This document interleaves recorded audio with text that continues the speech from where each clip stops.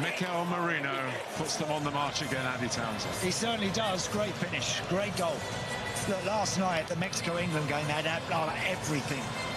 It was breathtaking to watch at times. This was much more typical of a last 16 game in a World Cup. Much more typical, I think, of it. And it got very tight. A lot of possession-based stuff in the middle of the park. No one really able to come up with that decisive moment until right at the end, Martin. Right at the very end, those changes that we spoke about that could be significant, they were. And it was Spain that managed to grab the chance. Just when it looked for all money like the Iberian derby was going the distance, Merino came off the bench. He found the winner late. It wasn't pretty, it wasn't straightforward, but it was a win nonetheless. And there ends the World Cup career of one of the greatest of all time, Cristiano Ronaldo, and Portugal bow out. Tommy Orr, Kevin Prince Boateng. Kevin, a word for that man first. Cristiano Ronaldo, he has achieved so much on the world stage. I can't imagine a World Cup without him. We can't, no one can. And it's just sad, you know, two big ones are leaving this stage, like Modric first, now him. I feel for him because I know how it feels to retire. I don't know if he's going to completely retire, if he's still going to play club football. But anyway, it's a big, big legend leaving this game. And yeah, it hurts. It really hurts. And you've got to say as well, for Portugal, it feels like with this squad and this much talent, it's an opportunity missed at yet another major tournament.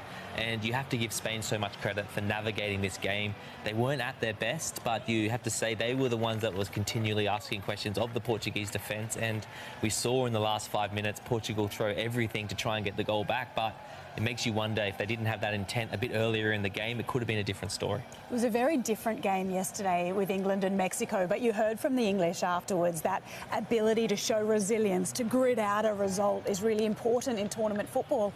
And that's what it felt like Spain did today. They just ground that one out. Yeah, I think the fluidity that we associate with Spain in the front third and their passing was a little bit off today, and that's because, of course, Portugal defended very well as well. But you know, to win a game like this against an opponent like Portugal, the only thing that matters is the result. And I think that you have to say as well, the way they limited Portugal to not many chances. Again, another clean sheet for Spain again, still haven't conceded at this tournament. They're looking good, aren't they, Kevin? That's how you win a World Cup. If you play like that, you don't always like play the best game, but you still bring the 3-point, or you still advance, you still have that one chance. We said before that whoever makes a mistake will lose that game. Portugal made that one big mistake and they got punished for it. That's how you go really far in the tournament, if you beat the big heavyweights in that matter.